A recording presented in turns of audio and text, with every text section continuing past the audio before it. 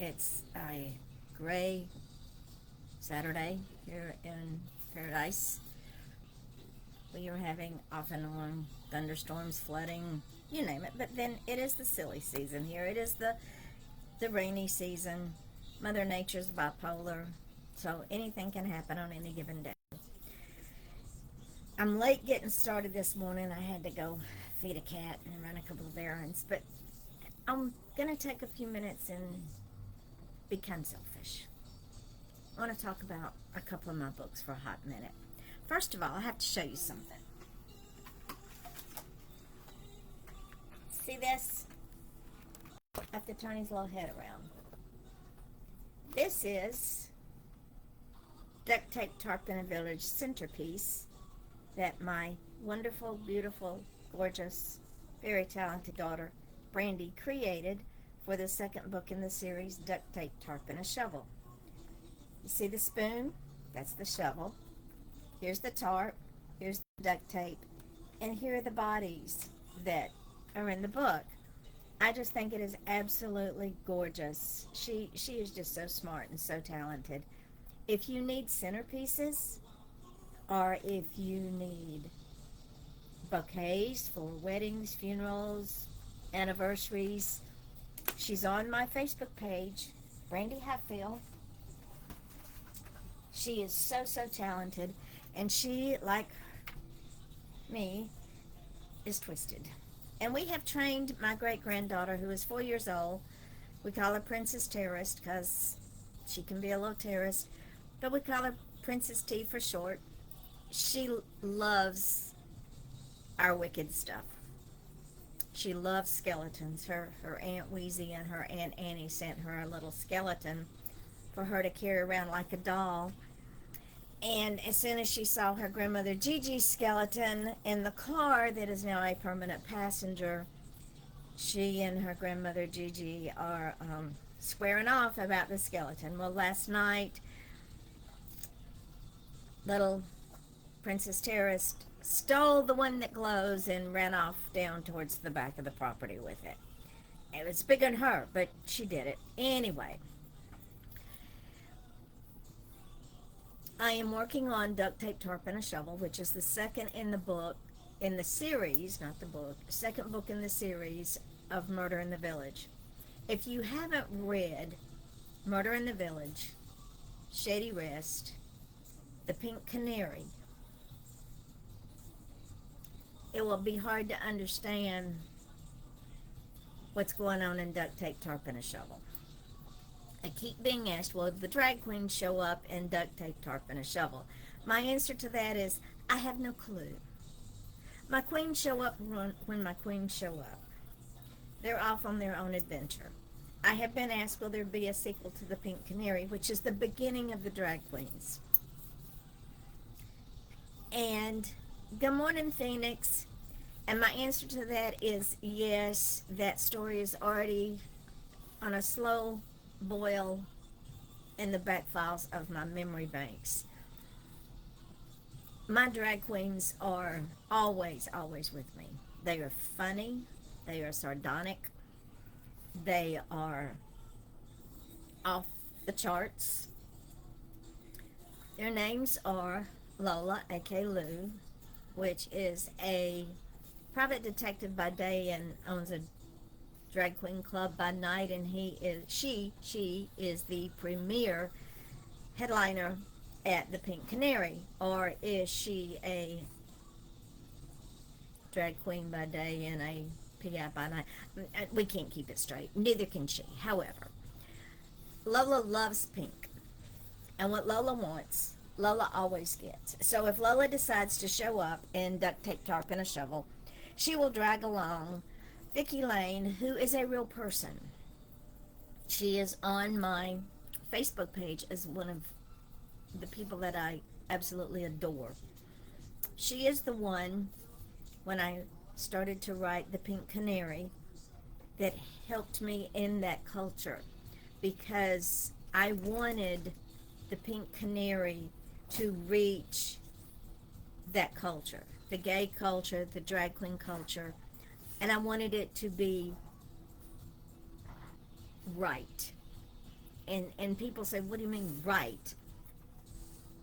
In the drag queen culture, they have their own language. They have their own way of talking. They have their own way of doing things. They don't cuss. It's their favorite cuss word is "Oh Mary." I don't know why, but that's the word they use. Had I done something outside of that, it would not have been authentic. I owe Vicky a huge debt that I can never repay her because she was the only one out of all the queries I sent out that answered me. She performed in New York for many, many, many years. She also performed in Canada, where she currently lives, and she is just absolutely an amazing human being. Her love, her unselfishness, her selflessness, her love of the Pink Canary and the books that I put them in just melts my heart. So Vicky, honey, I can never repay you for all the encouragement, the support, the kindness, and the love that you have given me. If you all have not made friends with her, do. She's amazing. The third in this trio of my queens is Penelope. Penelope is the shortest of all of the three queens, and her real name is Peter Fondura. She is a very good friend of mine. Just, I've known Peter for almost as long as I've been published.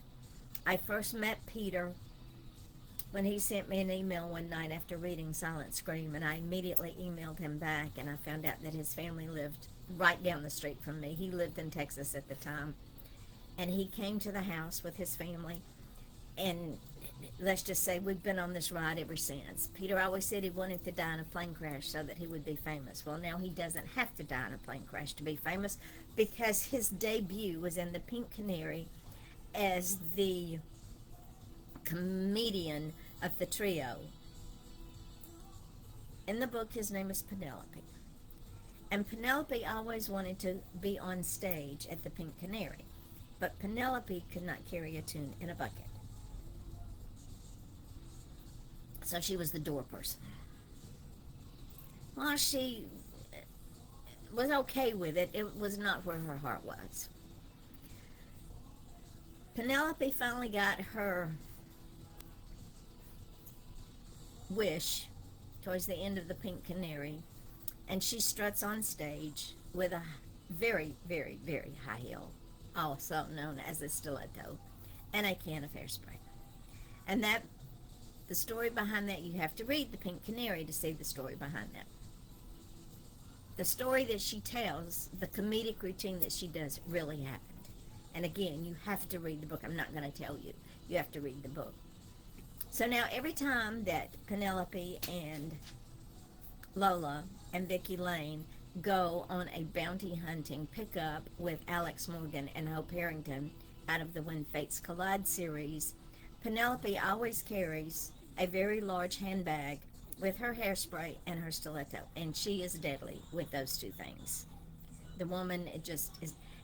Not only does she have to carry a very large handbag, but she has to carry a copious amount of clothes.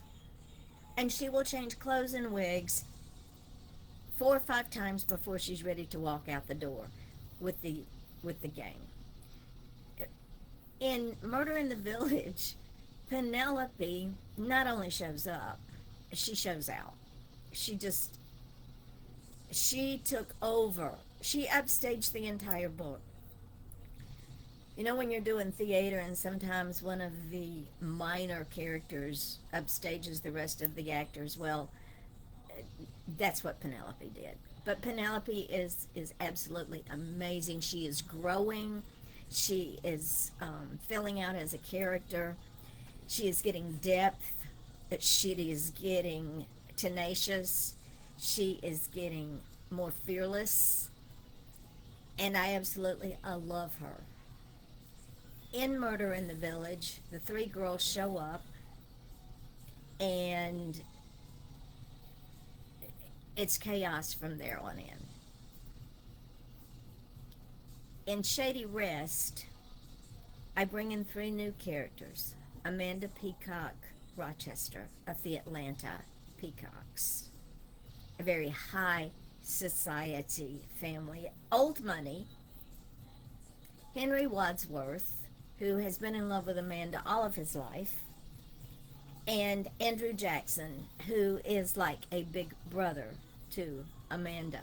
They are three friends that have been friends forever and a day, and they are of a certain age. They choose to go live at Shady Rest, which is a upscale assisted living in the South, because there's something going on, and they got wind of it. So they go live there, and they solve that issue. Again, I'm not going to tell you. Well, they show up in duct tape, tarp, and a shovel. Again, the second in the Murder in the Village series. And Amanda is Greer's aunt. Amanda has taught Greer all of her sardonic wit, her sarcasm, her ability to read people in the blink of an eye. But Amanda hasn't taught Greer all she knows. Amanda meets up with, you guessed it, Lala. Yeah, she and Dante are back. Don't ask me how, but Lala was deemed mentally fit, so she was released from the crazy house. Dante got out on a technicality, and they are back in the village. Sort of. Not sure what sort of means, but they're back in the village. And already, two bodies have shown up in the village. Both men, both wearing remade boxer shorts into men's thongs. The first one was found in the pool, but then disappeared out of the pool and showed up over in the gazebo, looking out over the water like he was contemplating the mysteries of life. But when you see him, his face is slashed up beyond recognition. Why? At this point, Greer doesn't know. The second one is found at the front of the park as you drive into the park. And he is also dressed in recycled men's shorts, underwear, into thongs.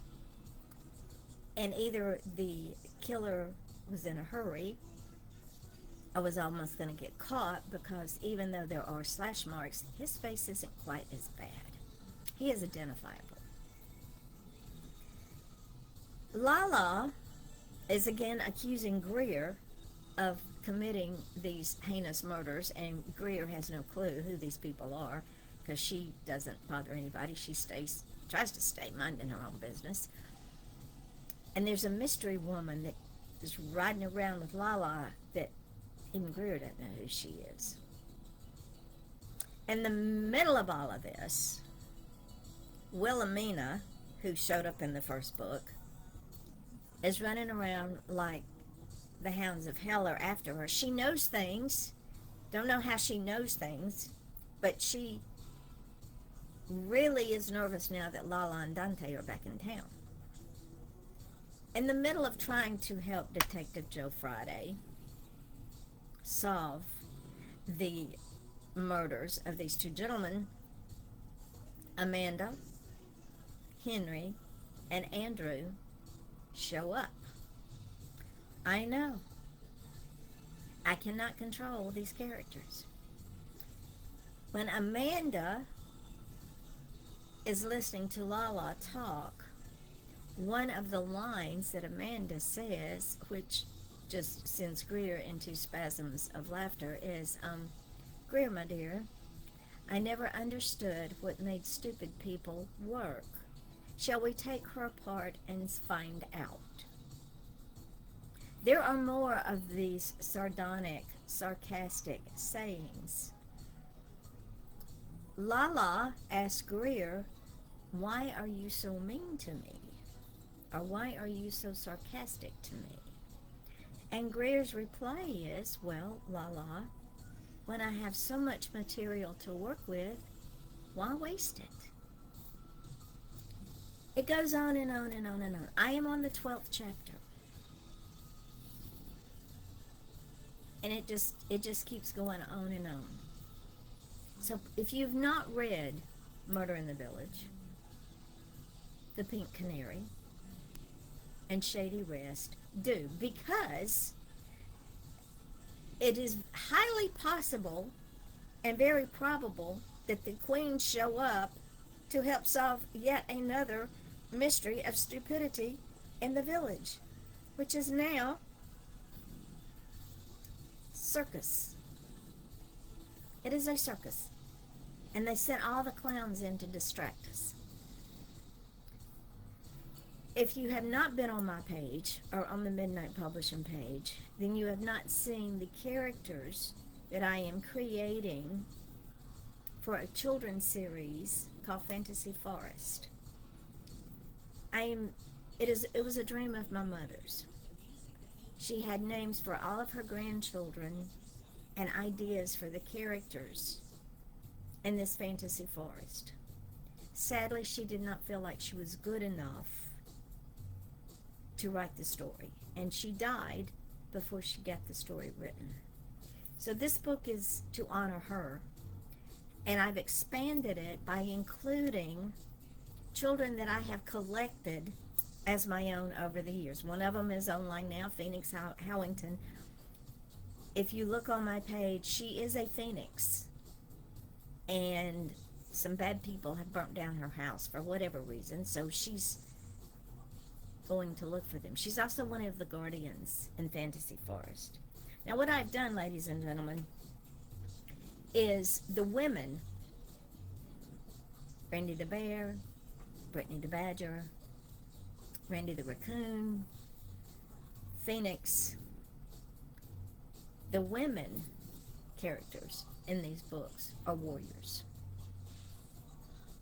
They are not stay by the stove and cook a meal and raise children. If they've raised children, especially if they're female children, they're taught to be warriors. The purpose of this book, and I know my mother would have taken it in a different direction, but the purpose of this book and the series is to show children, especially young girls, that A, they are enough, and B, they don't need a Prince Charming to collect them and save them. All they need is their sword and shield. They can save themselves. They are warriors. Blame it on my Celtic heritage. But this book will be for children. There will be several volumes in this book. And who knows, we may make it grow with the kids. Writing is what I do. And as a child, it was discouraged because my writing technique was different from anyone else's. And it was not understood. So it was not enough. I'm here to tell you it is enough. I have been on television 8 times, twice in Europe. And it was all because of Silent Scream. So I want to teach young girls, and Brandy, yes, they are twisted. I want to teach young girls, especially young girls, that they're not in a box. They are enough, and they can be warriors, and they can be anything they want to do. And they are successful. So again, if you have not read Murder in the Village, The Pink Canary, and Shady Rest, I highly suggest you do so before you get duct tape, tarp, and a shovel.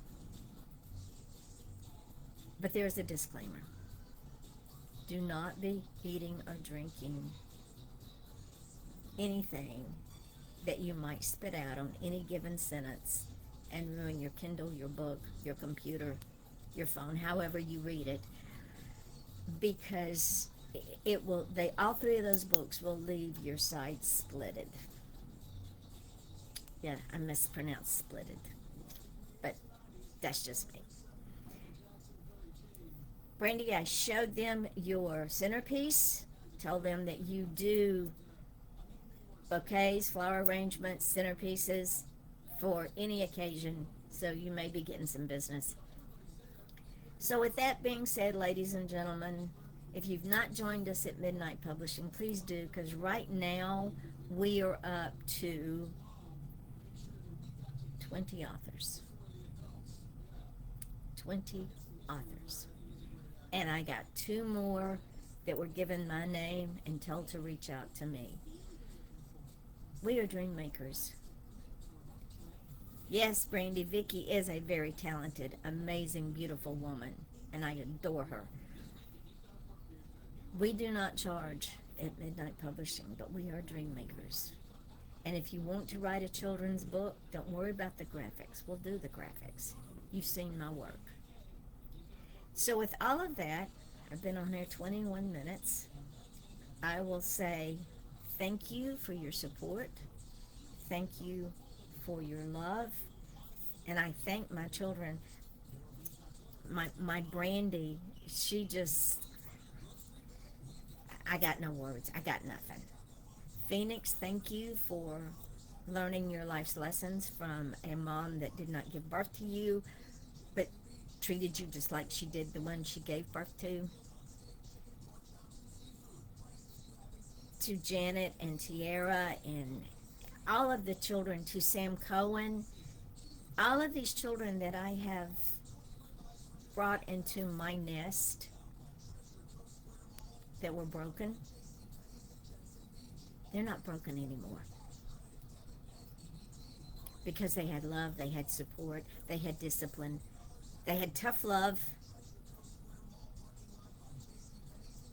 and they have turned out to be amazing, beautiful warriors.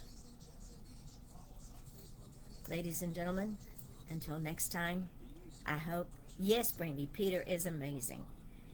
And if y'all haven't friended him, you need to. I hope you have the day that you deserve. Love yourselves. And to my little girls, to my medium-sized girls, to my older girls, to my grown girls, even to women my age and older. You are enough, and it's never too early or too late to fulfill your dream. So until tomorrow or Monday, have the day you deserve.